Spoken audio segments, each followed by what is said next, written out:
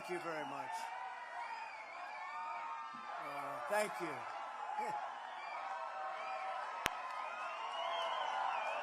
Thank you.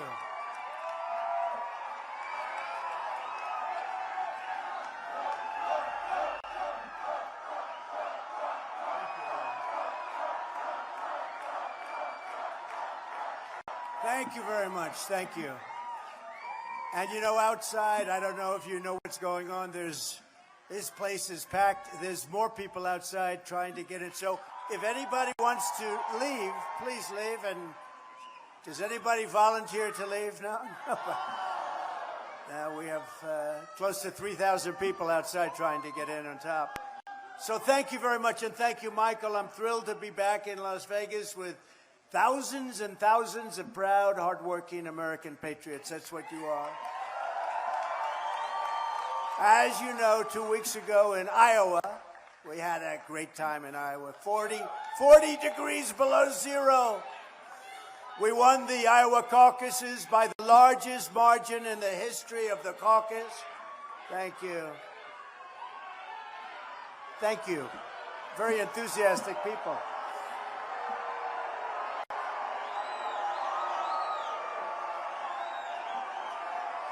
No, they're friends.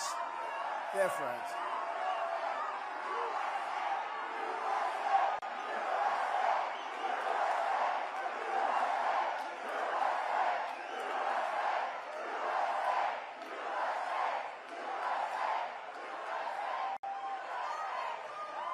Thank you very much. No, they're actually friends, enthusiastic friends. Then earlier this week, we had a spectacular victory in New Hampshire.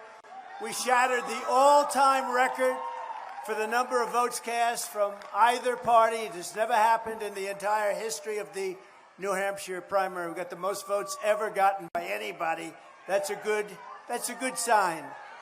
And I'm proud that we're the first non-incumbent, and remember this, look at this, in either party to win both. Think of this, Iowa and New Hampshire. We won them both quite easily, thank you. And now we're going to have an even bigger victory right here in Nevada. Perhaps the most astounding of all is we achieved our monumental victory in New Hampshire despite the fact that more than 50% of the voters were not even Republican, you know? They were Democrats and independent. That was a setup, and we still won by a record margin. Over 70% of the votes cast. Oh, wow. I didn't even know this fact. Did you hear this? 70% of the votes cast for Nikki Haley. Did anybody ever hear of her? Bird Brain. Nikki.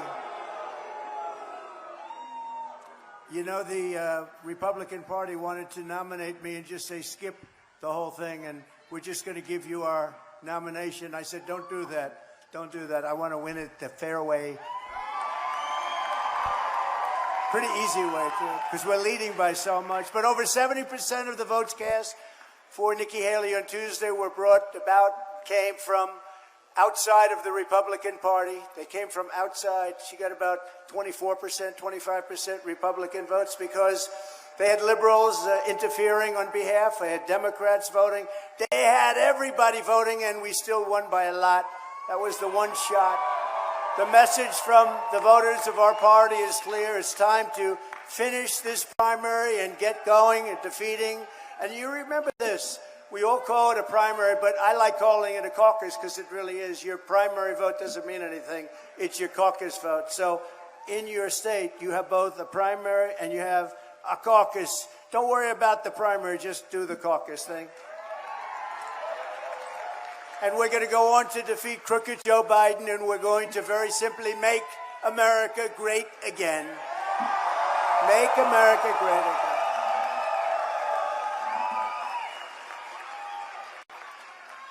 So it's very important to remember that, you have a big thing coming up. Don't waste your time on primary. Waste all of your time on caucus. And because the primary doesn't mean anything. It's psychologically maybe a little bit, about 2%, but it doesn't mean anything. With the help of everyone here today, we're going to secure a gigantic win in the Nevada caucuses on Thursday. So it's Thursday, February 8th, right around the corner this November. And we do want to get a good vote. We're not going to have a lot of competition, I think, but it doesn't matter. We want to get a great, beautiful mandate. And this November, we're going to win the swing state of Nevada. You ever think of it as a swing state? And we're going to keep the House, and we're going to take back the Senate, and we're going to get a lot of great, talented people here. And we're going to also take back that beautiful, isn't it one of the most beautiful places in the world? The White House. The White House!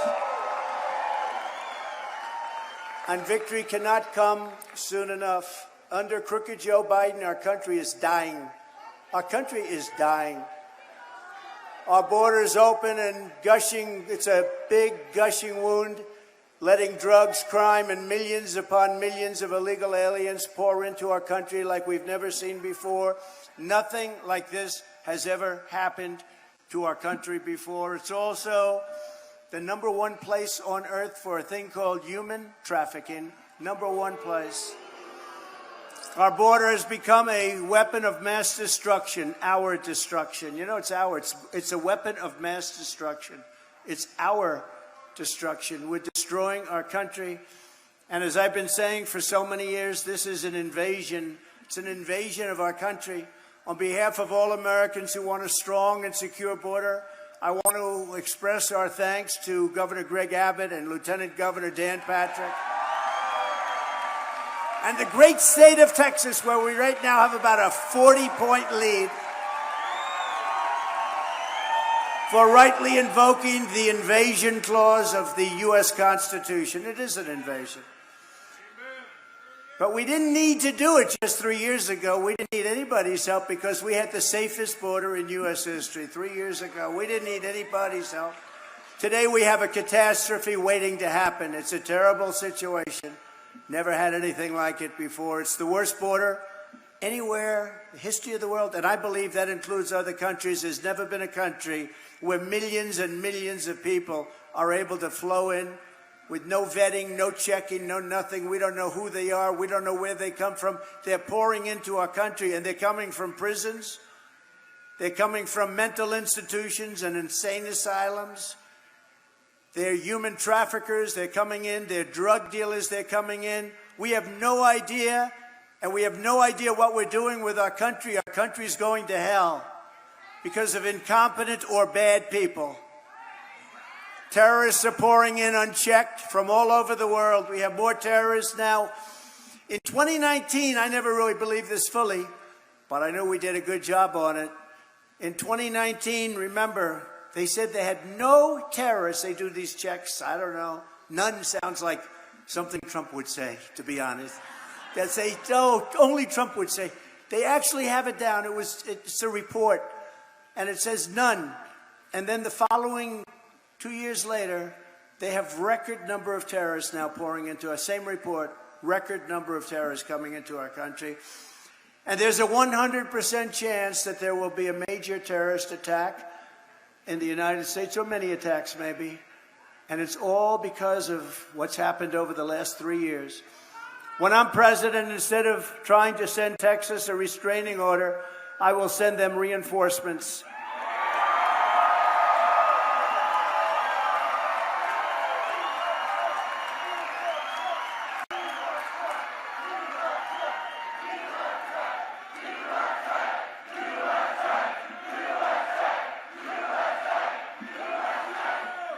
Instead of fighting border states, I will use every resource, tool, and authority of the U.S. president to defend the United States of America from this horrible invasion that is taking place right now. There's never been anything like it. Texas will be given full support, and I will deploy all necessary military and law enforcement resources to seal up the final section of border. You know, we built over 500 miles of wall, fortunately, but they are just, what they're doing is just not even, it's not even believable. You know, usually you like to know the other side and you like to know where the other side's coming from. Nobody to this day can explain why this open wound is good for our country. And even politically, why is it good politically? First of all, with the Hispanic vote, we're doing better now than the Democrat Party. So I think it's good for us. But we're going to seal the border, complete it, and we're going to repeal the invasion. You know, remember that in 2016 when I campaigned, everybody remembers that, we had a very bad border. Nothing like today. And I solved the problem. Then when I ran in 2020, and by the way, got the most votes in the history of any president, sitting president, running for president. We got the most vote. We got more votes than any other sitting president. Think of that. But we had a campaign, and we did great in that campaign. Frankly, we did much better in 2020 than we did in 2016, but something happened. Not going to happen this time. Something happened. Bad things happened. But anyway, I didn't have the border to run on because I did such a good job with the border that the border wasn't an issue. And I went backstage to all of my people. I said, I want to talk about the border. Sir, nobody cares about the border. You solved the problem. I said, so I did such a good job, I took it out of play. And now I'm saying the border is in play like it's never been in play before, because what they've done is they've taken all of the things that I did to make it so good. Literally, we couldn't put it in a speech. Nobody wanted to hear about the border. We had no border problem. We had the strongest border we've ever had in history. But now we can talk about the border because it's never, ever been worse than it is now. I don't think any border in the entire world has ever been worse. Third world countries would fight with sticks and stones to keep people out in that kind. That's incredible. I believe that the number by the end of the Biden administration will be close to 18 million people. That's bigger than New York State. I believe that's going to be the real number. That's the real number. 18 million people. And who does it hurt the worst? African Americans and Hispanics. It hurts the Hispanics and the African Americans first. And when you look at the poll numbers, how well we're doing with Hispanics and African Americans, nobody's ever seen anything like it. They're a little concerned, the Democrats on the left. It was just announced that 302,000 illegal aliens trespassed across our border last month, 302,000. That's an all-time, by the way, that's an all-time record. There's never been a number like that. Last month, 302,000. That's bigger than most cities in our country. Yet unbelievably, rather than helping Texas to build our border security up, crooked Joe Biden is fighting Texas to tear our beautiful border security down. They're cutting all the wire. Let's cut the wire, let everybody in. No, they want open borders. They could have solved, in 3 weeks, I would have been able to get another 150 miles of wall up. Think of that. All they had to do, the wall was there. All they had to do is put it up. It was all set to be put up. And you know what they did? They sold it for 5 cents on the dollar. They sold it as scrap. They want to have open borders, and you're going to remember that come November. And now they're trying to blame anybody that they can. They're going to blame your great Lieutenant Governor who's here. I appreciate it. We're going to introduce him in a second. They're going to blame you. They're going to blame the governor. They're going to blame me. They're going to blame everybody. They're going to blame Leo. They're going to blame Leo 2.0. Look, Leo. They're going to blame you, Leo. But Leo can handle it. That's one thing. Leo can handle it. Thank you. But let there be no doubt, what Joe Biden is doing is a crime against our nation. It's an absolute betrayal of our country, and it's an atrocity against our Constitution. Nobody's ever seen anything like it. Crooked Joe will not get away with these crimes. He will be tried at the ballot box in November, and you will go back to having the strongest border, even stronger than I gave you, but we'll take that too. We'll take anything when you look at what's happened to our country. And with your vote, he will be judged and convicted by the American people of this atrocity that he's done. Nobody can believe what's happened. Under the Trump administration, we ended catch and release. Remember catch and release? You know what release is? We release them into our country, criminals. What do? I murdered someone. He comes from a jail. We release them into our country. We got Mexico to send 28,000 troops. Remember this, 28,000 troops. And you think that was easy, don't you? It wasn't easy. I had to tell the president of Mexico, we want you to send us 28,000 troops. He said, you have to be kidding. You know, he's a very smart guy. He actually is a great guy. I like him. He's a socialist, but that's okay. You know, you can't have everything. But no, he's a great guy. He said, I'm not going to send you 28. Why would I send you 28,000? Which is what anybody here would say. I said, no, you will. 100% sure you will. He said, I'm not sending troops. I said, you will. Send me your rep. I don't want to get into an argument with you. I like you too much. Send me your top negotiator. And he sent this very handsome guy. And he actually came into New York. And I met him in New York. Can you believe that? And we met during the United Nations. And I said, we need 28,000 soldiers. We need remain in Mexico. We need catch and release in Mexico. This is now catch and release in Mexico. There's a little difference, right? Not catch and release in the USA. But I went to the Border Patrol, Brandon Judd, fantastic. I went to Tom Homan separately. I went to a whole group of incredible patriots. And I said, give me the top 10 things. And I was dealing with a woman from the State Department who's a very quality woman, but a lousy negotiator. And she said she was there 24 years. And she said, I worked in Mexico for 24 years, sir. You're not going to get any of these things. I said, give me a top 10 list. Top 10. Give me 10 things you want. I'll get every one of them. Sir, you won't.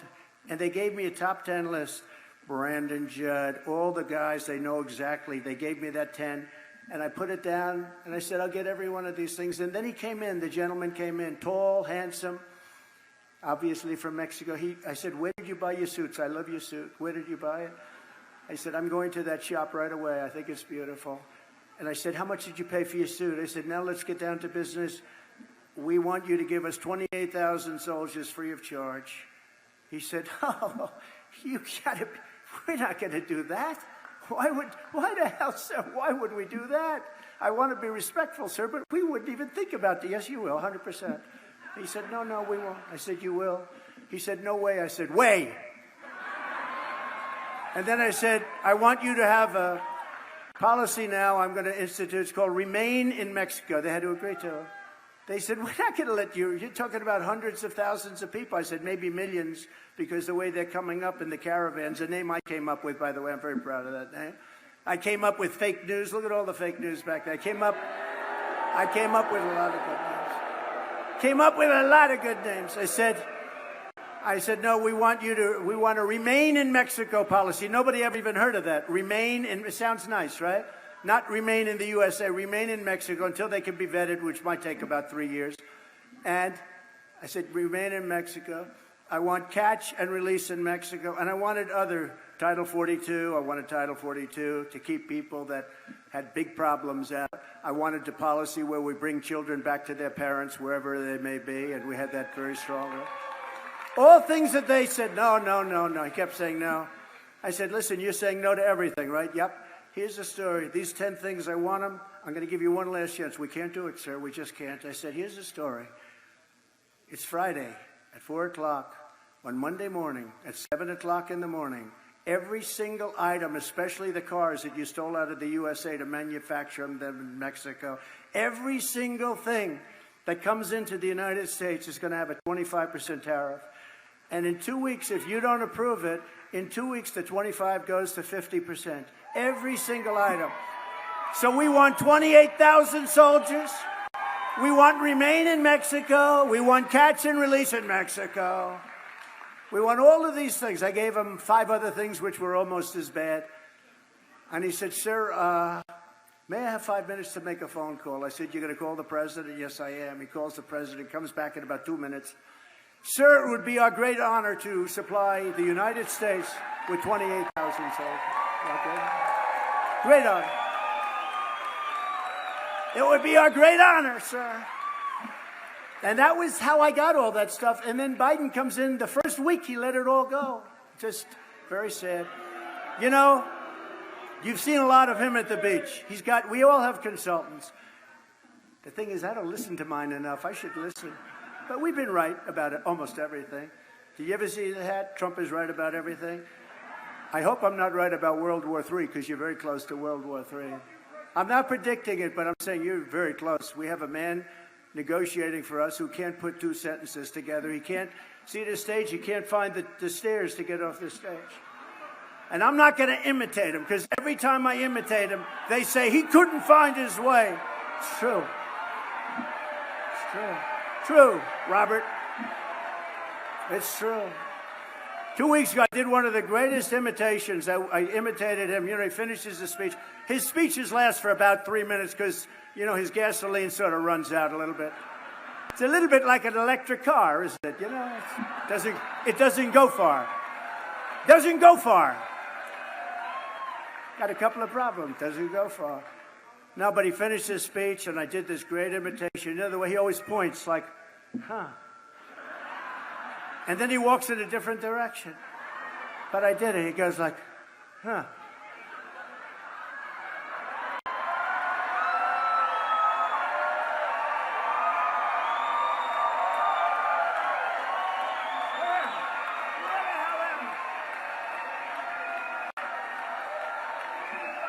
And then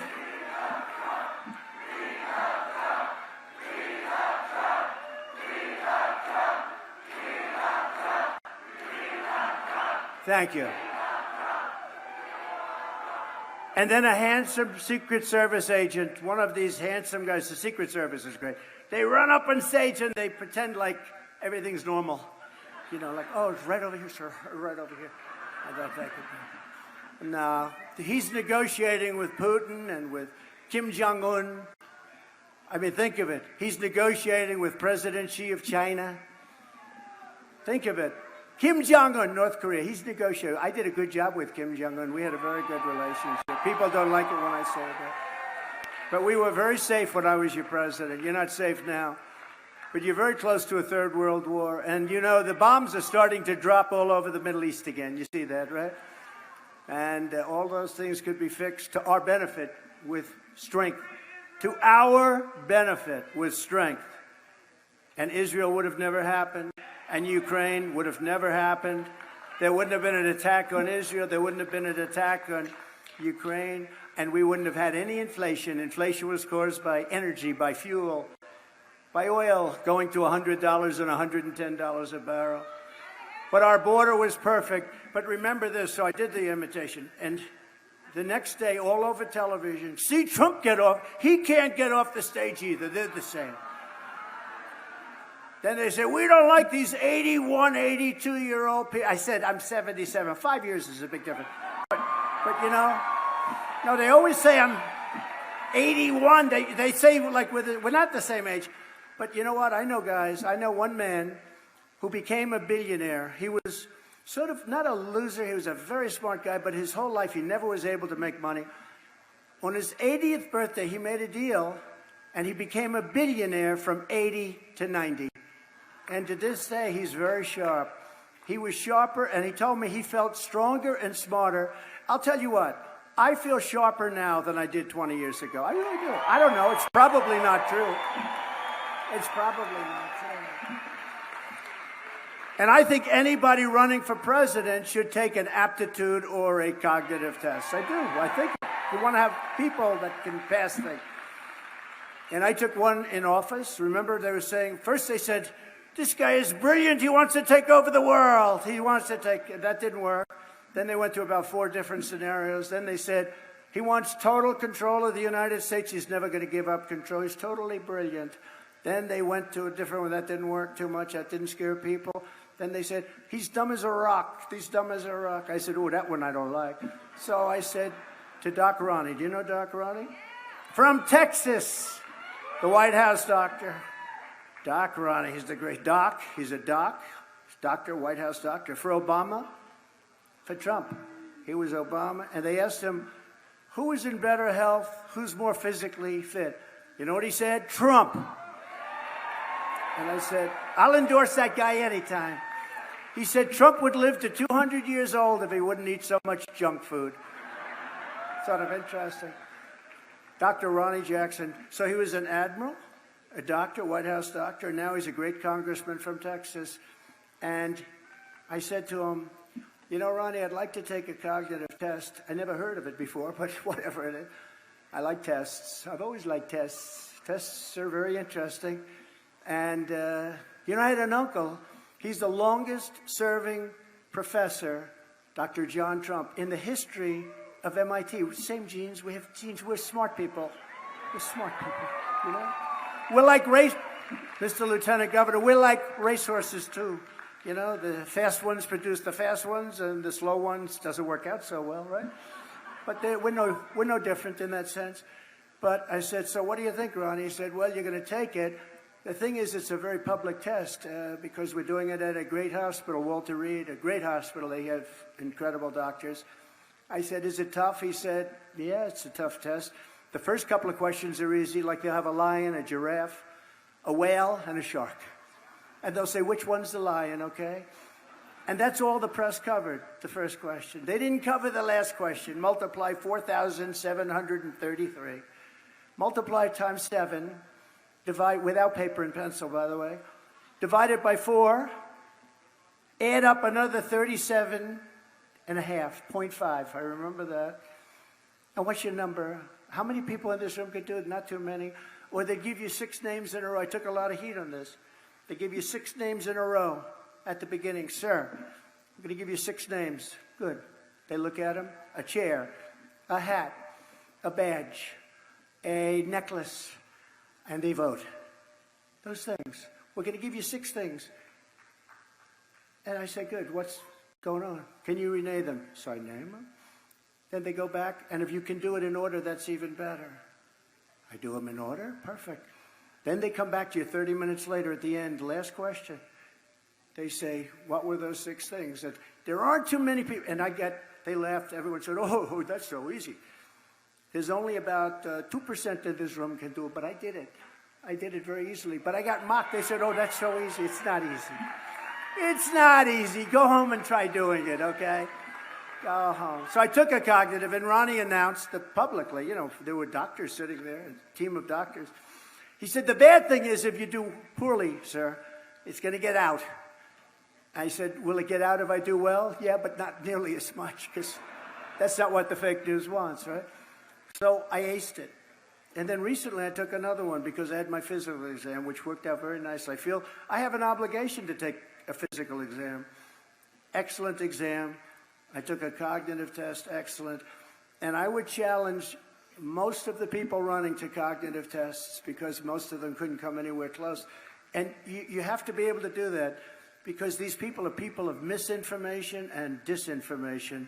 And you have to be able, but I really believe it's important. I don't know, they say it's not constitutional. I don't know why. So they say it's not constitutional to take an aptitude or cognitive test.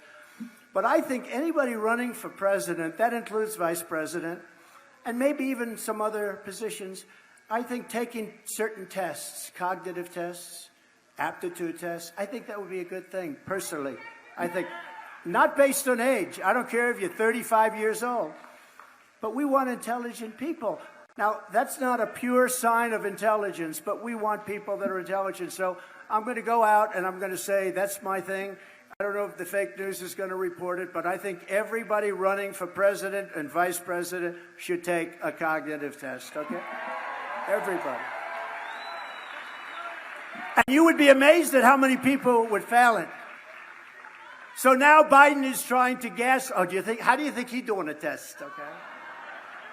He might not get that first question right, actually. So now Biden is trying to gaslight the American public by claiming that his border disaster is Republicans' fault. It's the Republicans' fault. Look at these great people, all big shot politicians. It's your fault. Even though we had the safest border, the best border in history 3 years ago, he's actually trying to blame us for the border. And I think it's just disgraceful. And that's what they do. They're a party of disinformation. They will take something, and they feel if you say it over and over and over again, people will start to believe it. This is purely set up by Democrats, and I think they're trying to get out. Medical? Okay? Yeah, medical, please. Are they okay? Yeah. Please, go ahead. Doctor in the house, thank you. Thank you. I love those people. You know, they're waiting outside for 10 hours, 12 hours. I love you, darling. Okay. Thank you very much. Thank you. No, it's just, we don't want to see anybody. Even the other side, we don't want to see them hurt. Even the other side. Thank you, doctor. Good. Yeah. Yeah. Take your time, doctor. These are our great friends. These are our loyal and credible friends. We take care of everybody, but we take care of our friends.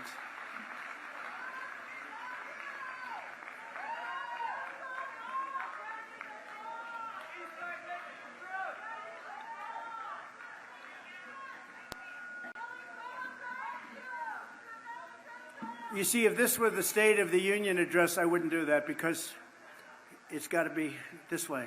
You can't say, oh, but we're all very good friends. We love each other. It's very hot outside. We have to do it. Right? Right, Robert?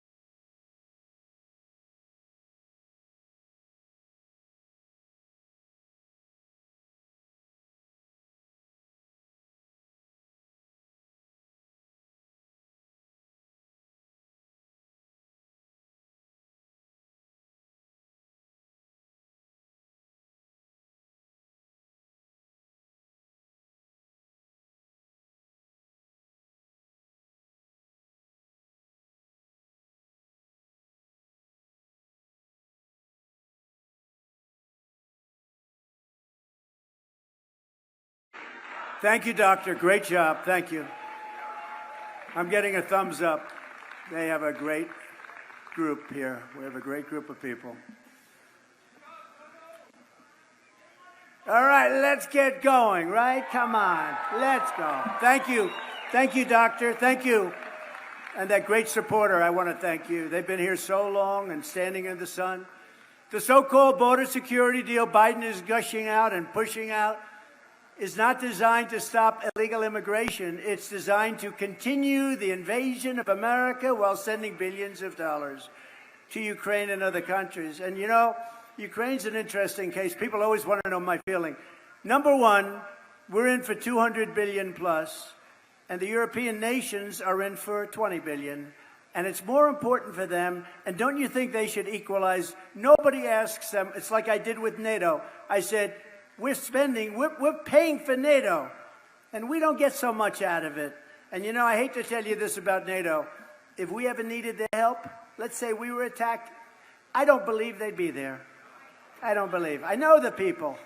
I know them. I can tell you country by country who would be there and who, but I don't believe they'd be there.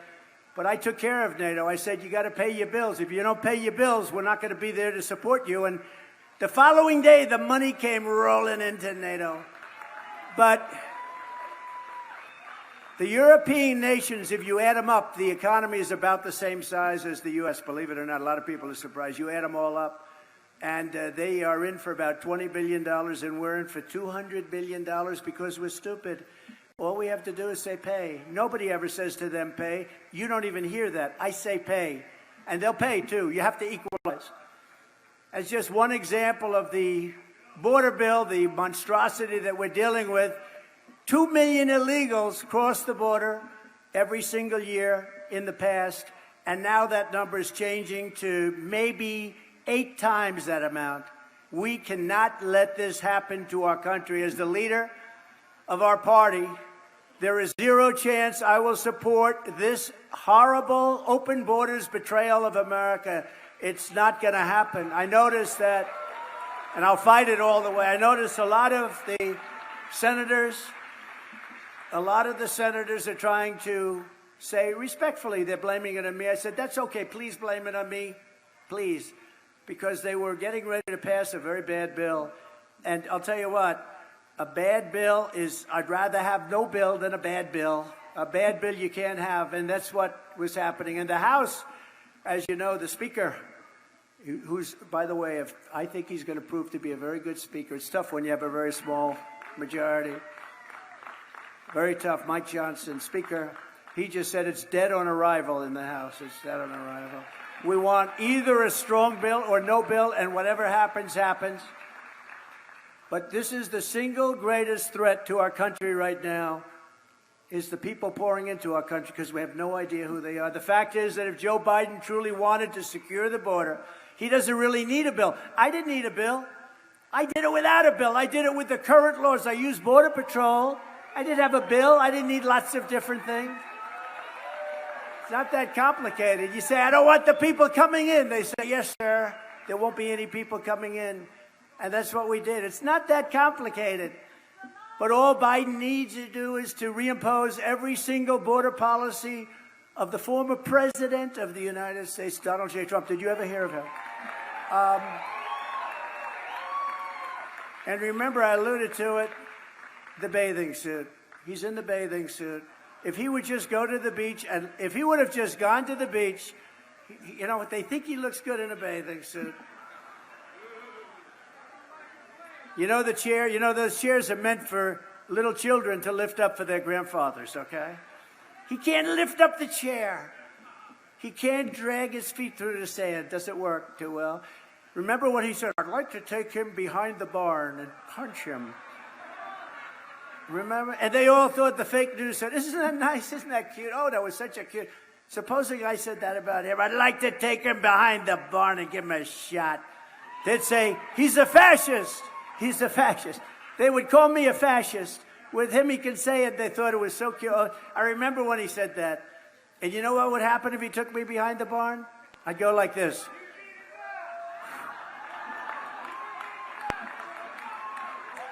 It would happen very fast. It would be over very fast. But they called me a fascist when I suggested it. Every day, Biden's extremist open borders agenda is destroying innocent lives. Last month in Texas, a savage illegal alien monster was charged with brutally murdering a 16-year-old Texas high school cheerleader, murdered her, stabbing her 19 times and leaving her body in a bathtub. He was let into our country illegally. And the crime is rampant, by the way. In New York, in the Roosevelt Hotel, they say they're fighting everybody, including themselves. They're beating the hell out of each other. This is a rough group of people we're letting in. Many of them are very rough people. These are not babies. Again, they come from prisons and jails, right? They come from mental institutions. These are rough people. These aren't babies. The only thing is they make our prisoners look like very nice people.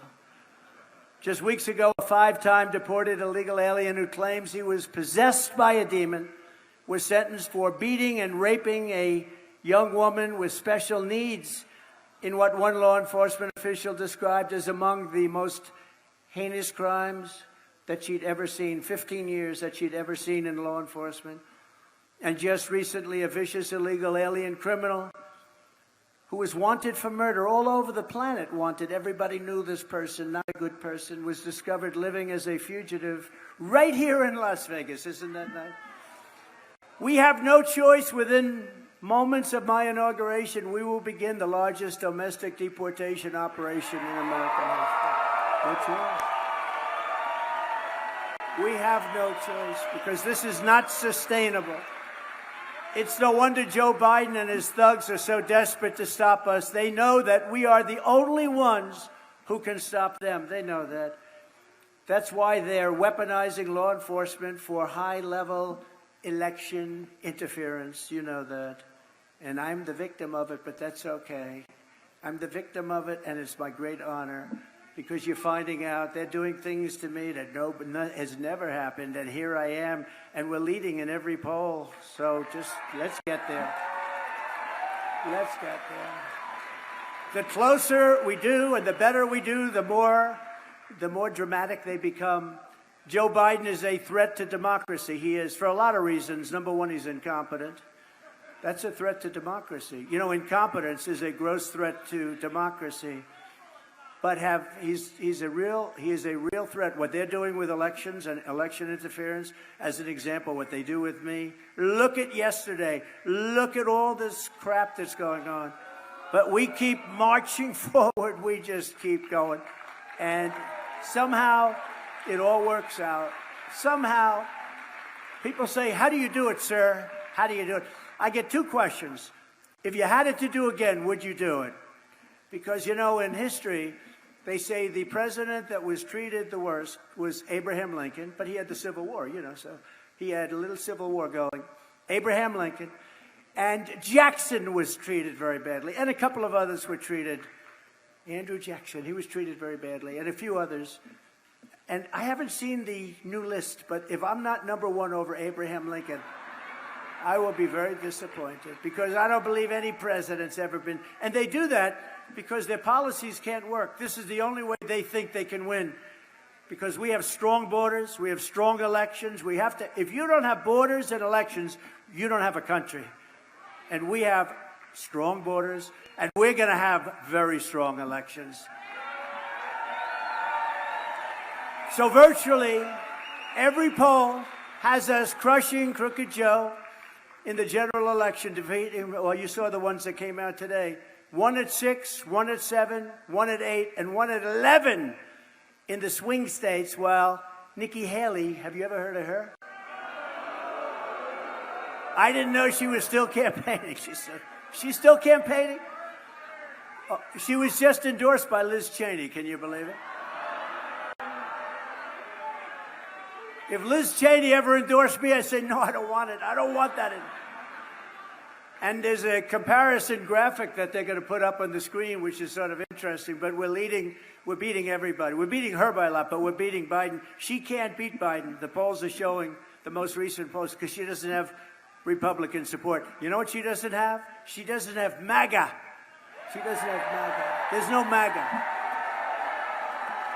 The radical left Democrats want Nikki Haley because they know she's the easiest person to beat, and she will. She doesn't have Republican support. Nikki Haley supports a 23% national sales tax, and she wants to gut Medicare and Social Security, raising the retirement age of Social Security to, think of this, about 77, about 10 years, 12 years. Anybody in their 60s or 70s, would you like to say, I'm just about there, darling? You're 62 years old. I'm just about there, darling, but I see Nikki Haley wants to make it 10 years longer, despite being completely unelectable. And I believe she's unelectable. Nikki is she's got a continuing plan in a shameless radical left craziness, because she's basically a Democrat. She's almost a radical left Democrat, which is hard to win elections like that. But it's like they use certain things as like a Trojan horse in the Republican primaries. Haley made a corrupt deal to sell out to the radical left, taking the Democrat money from donors, and recruited all the votes. In the primaries that you just saw, she got killed in both of them. You had Iowa, you had New Hampshire. She got absolutely beaten badly. And she tried to cancel out Republicans, and she sort of did. She only got 25% of the Republican vote. In Iowa, where she came in a distant third. Remember, we have Ron DeSantis. Now, you know, I've terminated that other name, right? They asked me. They said, what about the sanctimonious? I said, no, I put that into retirement, that name is. So now I call him Ron DeSantis. But Ron DeSantis came in second. He didn't come. She came in third, a distant third. And he got out, and then she went to New Hampshire, and she got slaughtered in New Hampshire, even though she had a lot of Democrats voting for her. Because in New Hampshire, they allowed Democrats and independents to vote. I said, this could be a little tough. And we still won by a lot, by a landslide, I guess. Sort of a landslide. And she didn't come to Nevada because they looked at a poll, and I was at 97%. She said, I think we're not going to win Nevada. And we have a caucus, and it's not really a traditional thing. It's a caucus. Caucuses can be very good. Caucuses, like Iowa was a caucus. It's very interesting. It's actually a lot more work, but it's a very interesting way to go. Trump Republican voters are going to defeat Nikki Haley's liberal Democrat donors every single time. I mean, her biggest donor is a radical left donor who will drop her right after this. But the donor is a big radical lefty, a slob. He's a slob. You take a look at him. He's a radical left donor who gave her a lot of money because they want to fight her. They want to be against her because they didn't do too well in 2016, and they got lucky as hell with all the theft in 2020. They got lucky as hell. They don't want to go through that again. So now they've weaponized. They hope that's going to be their new form of cheating, weaponizing. They want to weaponize the FBI, the DOJ. That's going to be their form of cheating. The radical left Democrats rigged the presidential election in 2020, and we're not going to allow them to rig the presidential election of 2024.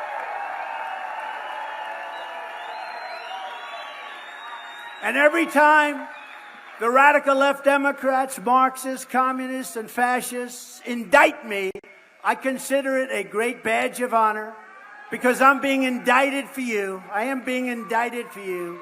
Think of it. Al Capone. I got indicted 4 times. This was not in my books, you know. I went to the Wharton School of Finance. They didn't teach indictment 101. I got indicted 4 times. Al Capone, the meanest of all. Scarface. They used to call him Scarface. Alphonse Capone. Al Capone, the great gangster. He was indicted less than me. I wonder what my parents looking down saying, son, we're so proud of you.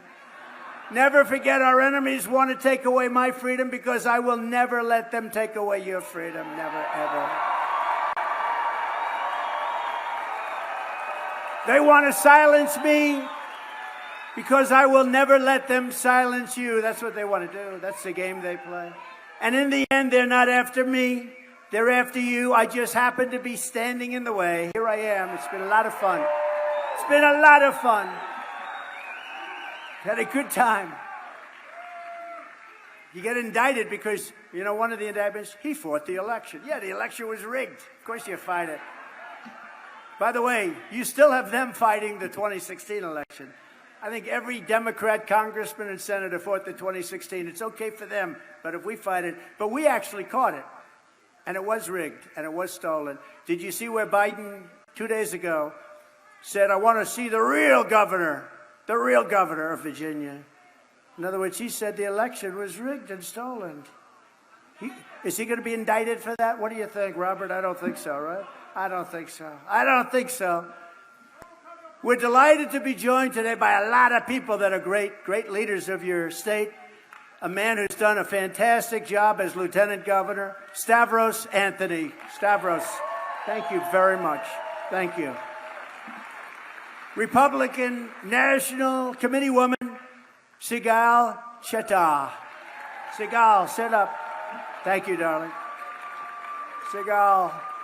Clark County Chairman Jesse Law. Hi, Jesse. Thank you, Jesse.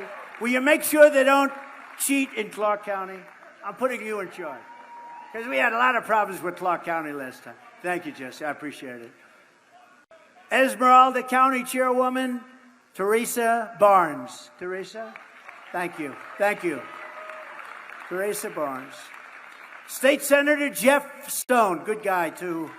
A good guy. Thank you, Jeff. Good job. Nevada Assembly members, Richard MacArthur, Greg Hafen, Toby Yorick. Thank you, fellas. Got a lot of power in this room. We got a lot of power in this 100-degree room, don't we? You know, the fake news, sometimes it's 100, 110 degrees. Sometimes it's some of these buildings weren't built for this, right? Crowds like this. And if I'm a little bit wet, they say, oh, he was sweating. He was sweating. I don't think there are too many people up here that wouldn't be sweating. Not too many people could speak the first paragraph. But you know what? It's great. And the people are getting very close to getting in now. I hope they haven't missed too much. U.S. Senate candidates, really good people. Ambassador Jeffrey Gunter. Jeffrey.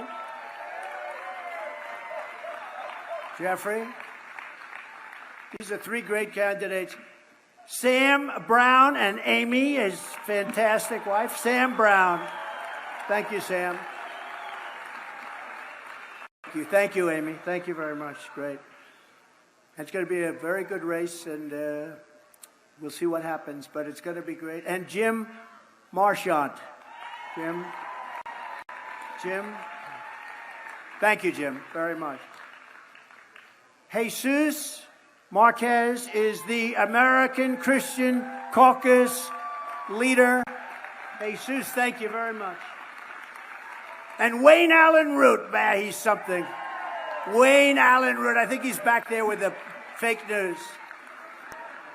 And a guy who I just happen to love. You know, he used to be a Democrat. I used to watch him on Sean Hannity as a Democrat.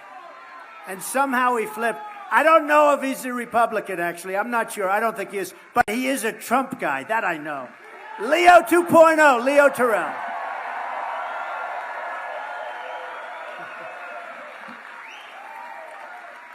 He's great.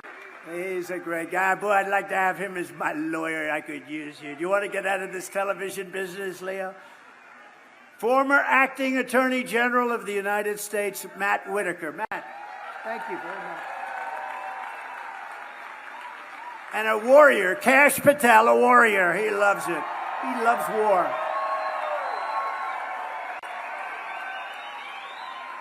And one of our big television stars, and you know who he is, he's been to a lot of rallies, and he had a tragedy this week. His son passed away. Fentanyl. And he is a fantastic person and a great television personality, but your boy is up there looking down on you, Rick Harrison. He's looking down on you, and he loves you, and he's proud of you. And it's not an easy deal, the fentanyl, so very special guy. One of the best developers you'll ever see. He's big, he's rich, but he's a high-quality man, builds some of the most beautiful things you'll ever look at. Robert Bigelow. Robert, please. Good-looking stuff. Thank you. And another tremendous businessman. He just sold his company for like $3 billion. He's very solid. He's very liquid. But he has done a fantastic job, and he loves this area. This is where he grew up. He was born here. He's built here. He's done a fantastic job. Don Ahern. Don Ahern. Don, thank you. Thank you, man. Thank you. Well, we love you, too. You've done a hell of a job. So our top phone call volunteer, these are the people, Don, I have to introduce. This person made 114,000 phone calls. Rose Worrell. She's made like hundreds of thousands. Where is Rose? Right there, Rose. We love you. You're more important than these rich people, Rose. Thank you very much. And our top caucus captain, Marie Arena, who's done over 100,000, think of this, hundreds of thousands of calls, but she's got hundreds of friends coming to the caucus, and they'll be leading the caucus, and I want to thank you very much. She's been with me since 2015, if you can believe that, right? 2015. So I want to thank you both very much. It's beautiful. That's beautiful. And sign up to volunteer, and you get one of those beautiful caucus caps like we gave out. I noticed we gave them out in Iowa. Everybody wanted those caps. I wanted one. I wore one all day long. Loved it. I like it better than any other cap I think I've ever had. From the very first day that we take back the White House from crooked Joe Biden, I believe we're going to have the greatest 4 years in our country's history. I believe that. I believe that. Or I wouldn't be doing this. I wouldn't be doing that. You know, if I wasn't running, or if I was in 4th place, 5th place, 7th place, we started off with 12. Sort of reminds me of 2016. We started off with 18, including me. And then week by week, boom, boom. It was like chopping down a tree. Boom, what a great feeling. Boom, boom, boom. We started off with 11. The first few fell off fast, and then they got a little bit tougher. Bum, bum, bum. And now we're down to 1, and she's not doing too well. She's in South Carolina, and I'm leading by 78 points. It's a lot. But I wouldn't do this. And, you know, if I didn't think we could do a great job, because we had among the greatest 4-year periods in the history of the presidency. You know, think of the things. We cut your taxes more than the Reagan tax cuts. #1 biggest tax cut. #1 biggest regulation cut in history, which is even, frankly, for the business people, more important. It employed so many. We had the greatest economy in history.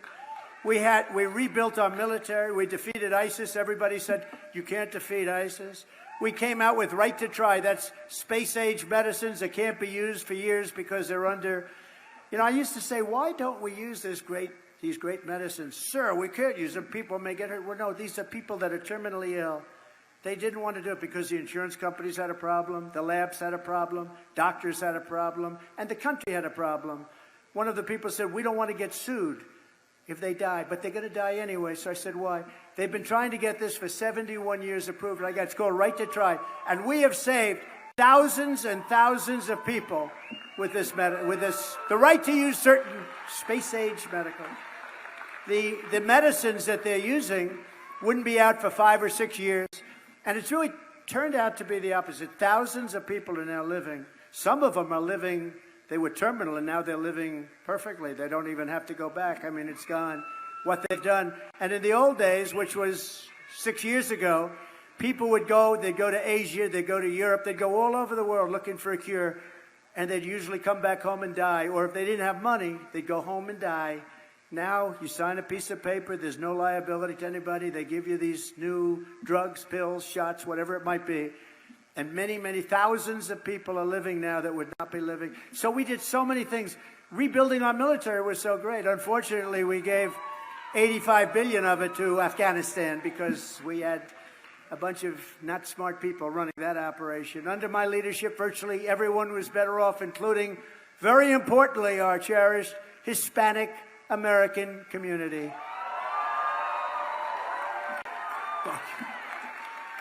By the way, did you see the poll today? I'm leading in the Hispanic community. I'm leading. That's right, right? It's the first time in the history of the poll, this particular one, where a Republican is leading with Hispanics.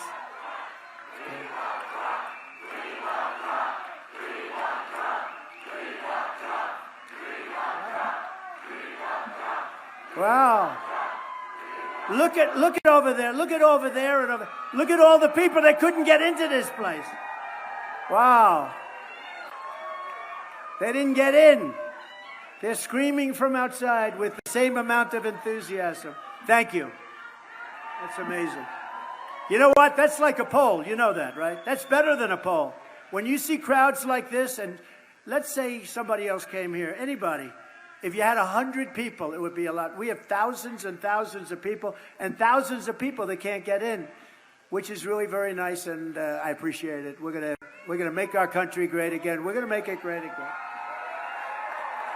When I was your president, Hispanic Americans had the lowest unemployment rate in the history of these polls. You know, these polls have gone back a long way, but they never had numbers like you're having today.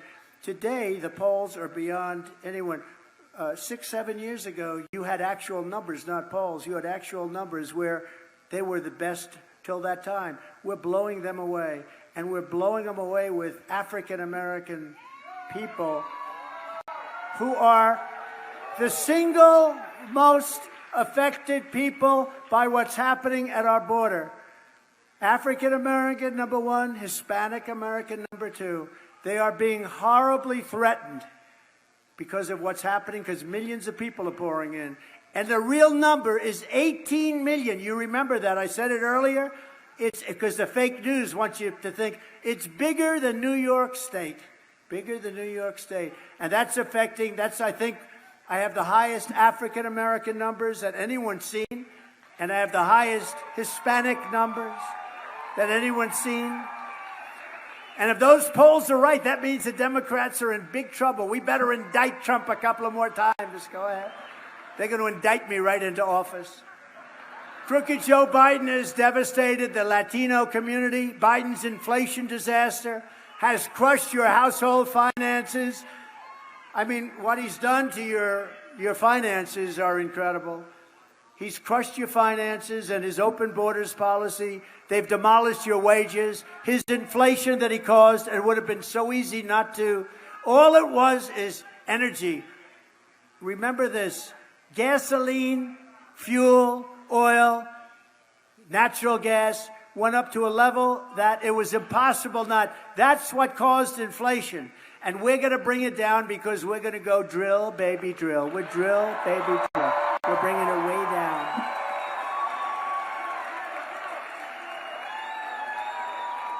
And all communities, but again, Hispanic and African American, they've flooded.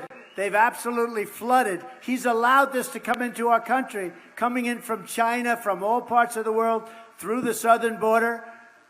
4 years ago, they didn't have that. They had to go through hell. I remember I was negotiating the prices of machinery that would capture the scent of drugs.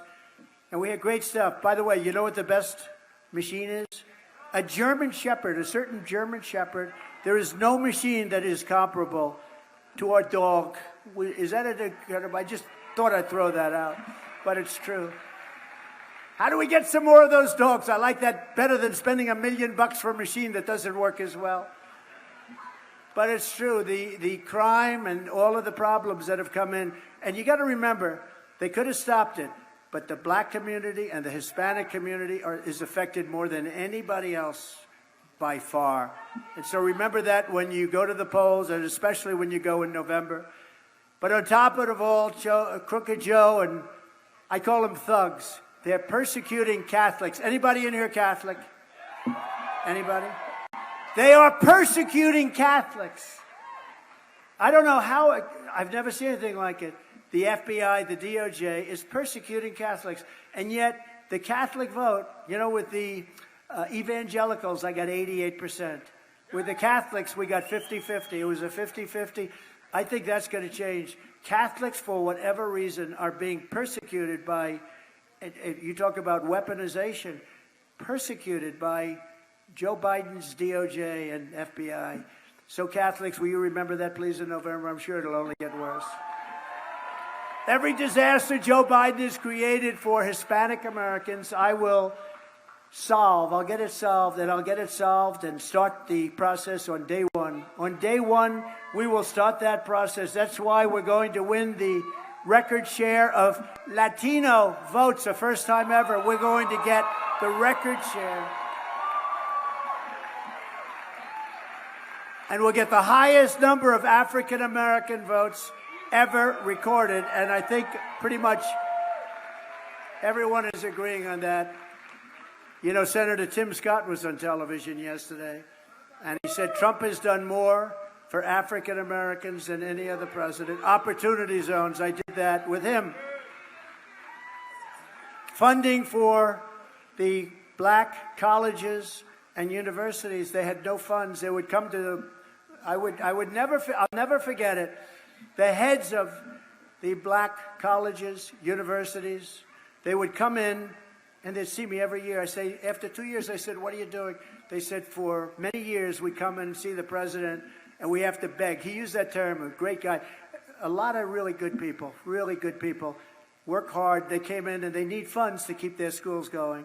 And then you have Harvard, you have all these other places with billions and billions of dollars, and they still get funds, which is pretty stupid, right? But they'd come in and they'd see me and they'd say, we need help. And after the third year, I said, what are you doing this for? And I got them long-term financing, more money than they asked for. And Tim Scott was relating that story today, and many other things, by the way. But you ought to look at opportunity zones. There's never been an economic development program, I think, that for black Americans and Hispanic Americans, there's never been an economic program like that, opportunity zones, and nobody likes to talk about it, but it's one of the most successful economic development programs. And just to finish that off, I also happen to do a thing called criminal justice reform that Joe Biden didn't want, and a lot of people didn't want it, and a lot of liberal people and some conservatives. It's interesting, I had a lot of conservative support and a lot of liberal support. Not a lot of support in the middle, but we got that done. So between those 3 or 4 things, nobody's ever done what I've done for the black community. And Tim, I appreciate Tim saying it this morning on one of the fake shows. Before I even arrive at the Oval Office, shortly after we win the presidency, I will have the horrible war between Russia and Ukraine settled. I'll get it done fast. I know them both. And we will restore on this planet peace through earth. I am the only candidate who can make this promise to you. I will prevent World War III, and we're very close to World War III. We're very close to World War III. And on day one, I will end crooked Joe Biden's insane electric vehicle mandate.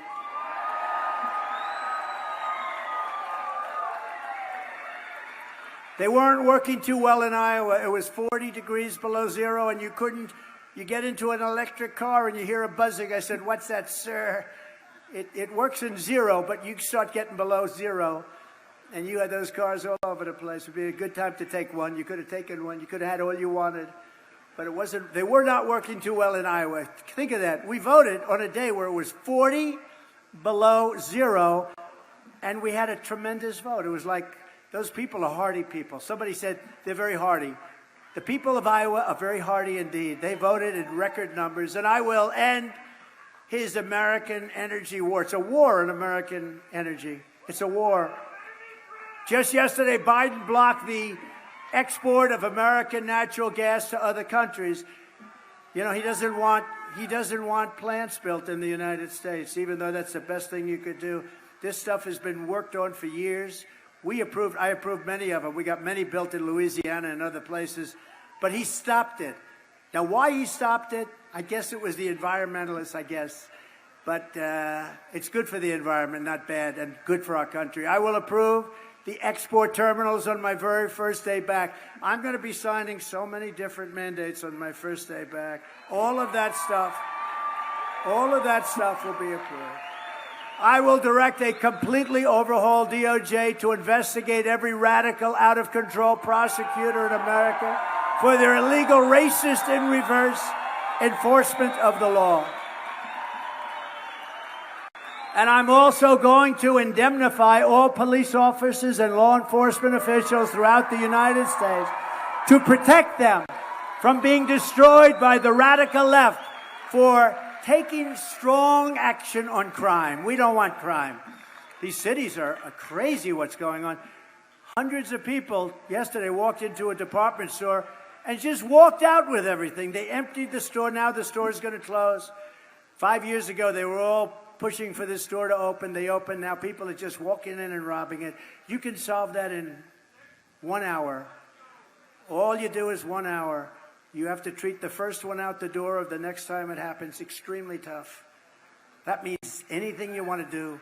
And as soon as that word gets out and you let people know, from now on, you don't walk out with aspirin. You know, I have a building on 40 Wall Street, and we lost a big company, the big drug company where they sell drugs, drugstore. And I called the people. I said, "What happened?" He said, "The people steal everything off the shelves. We have to build glass." They built glass containers on the shelves. They're still. This is not just New York, all over the place. It's like a new form of crime. They walk in, they just take a bag. In some of these places, they don't prosecute you unless it's more than $2,000. In other words, you can take $2,000, anything more than that. But even that, they won't do anything. Guys walk in with bags. They go like this. They push everything into the bag, and they walk out the store. And they actually had an employee that got into a fight with one of these guys, and the company fired the employee for doing that. What is wrong with our country? What's wrong with our patriotism? We're going to rebuild our cities into beacons of hope, safety, and beauty better than they've ever been before, and we will help them on crime because we're not going to let them be crime-ridden monsters. And we will take over our horribly run capital of our nation in Washington, D.C., and clean it up, renovate it, rebuild our capital so that it's no longer a nightmare of murder and crime, but rather it will become the most beautiful capital anywhere in the world, which it was once before. You know, we didn't have the problem with, it's happened over the last couple of years, but 2 nights ago, 3 people were shot. They walked out, they come in from Nebraska, they come in from all over the country. 3 people are shot. They're just shot. They don't even know why. They're just shot. And people don't want to go there anymore. It's our capital. We will treat those people when we catch them, and we'll catch them rougher than any people have ever been treated. And it'll all stop. It'll all stop. It's got to stop. Nobody wants to go there. And we will take all of the graffiti off the marble, and we will clean up the roads and rebuild the roads, and we will put medians in that aren't falling down all over the asphalt. I went there about a month ago for one of the Biden trials. You know, I got so many trials. I said, which one is it, sir? That's number 14. That's what they're doing. I got so many trials. So I'm going in. I'm going to a federal courthouse, which is in bad shape, very bad shape. But going there, I'm riding over paper that's been laying on the roadway. These are the major roads into Washington, D.C. Paper that's been laying there for 6 months. Cans, garbage. I say, can you imagine the median, you know, the median, the metal crap that they have that's always falling down before you even build the stuff. Somebody's a good lobbyist, but it's always falling down. I could ask Robert, what the hell is wrong with that stuff? You know exactly what I'm talking about. The day they put it up, it must be the sun, the heat, something. But it also gets hit, and it's laying out on the roads. And I'm saying, can you imagine you're the prime minister, you're the king, the queen of a country, you're the president of a country, and you're driving in, and you're driving over garbage to get to the White House or get to the Capitol, and you see roads that are in worse shape than most countries have, roads that have potholes all over them. You see graffiti all over the white marble columns. This is what's happening in our great Washington, D.C. We're going to take over Washington, D.C. We're going to federalize it. We're going to have the toughest law enforcement in the country. We're not going to have any more crime, and it's going to look beautiful. On day one, I will sign a new executive order to cut federal funding for any school pushing critical race theory, transgender insanity, and other inappropriate racial, sexual, or political content onto our children. And I will not give 1 penny to any school that has a vaccine mandate or a mask mandate. I'm not going to do it. And something I can't believe I have to say, but I guess I do, because who would have thought even 10 years ago this was necessary? Because there are politicians that think this is a wonderful policy because they're not smart people or there's something going on. I will keep men out of women's sports. Can you imagine? Can you imagine?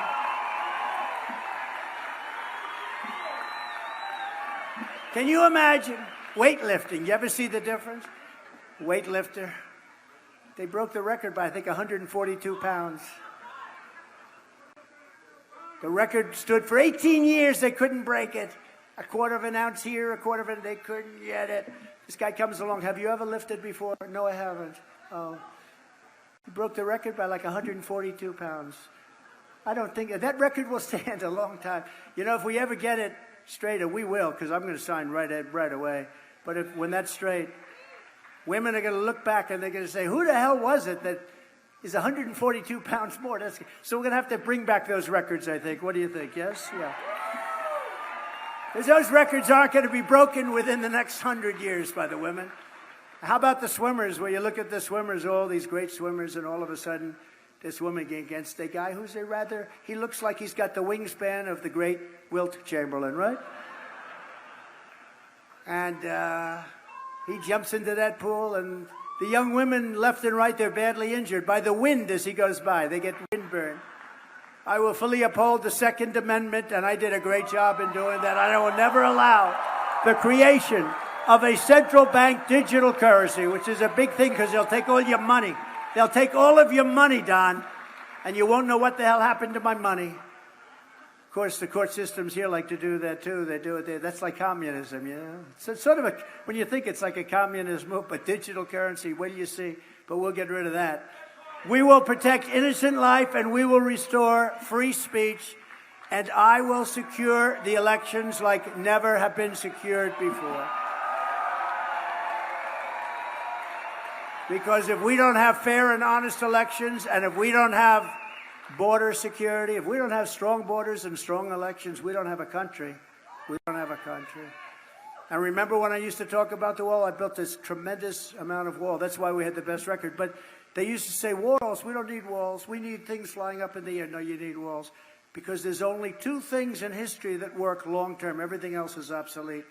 You do a new computer, it's obsolete in like 3 days. Walls and wheels. You always have walls and wheels. A wall has worked for a long time. Our goal will be one-day voting with paper ballots and voter ID. But until then, Republicans, you have to win, Republicans. Go out and win. When we get in there, we're changing it around. We're going to get rid of all the stuff. Paper ballots, they make special paper today. It's incredible. It sounds crazy, but it's incredible. Watermark. And it's good. And some governors are doing it. Some of the Republican governors have actually already started it. And number one, you're going to save a hell of a lot of money. It's about 9% the cost of doing it the other way.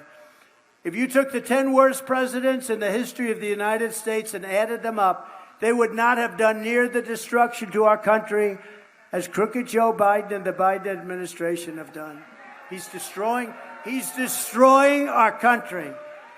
So if you want to save America, then get everyone you know out to vote in the Nevada caucuses on Thursday, February 8th. And it's very important for you to help educate all of our supporters that we're not talking about the government-run universal mail-in ballots. We don't want mail-in ballots.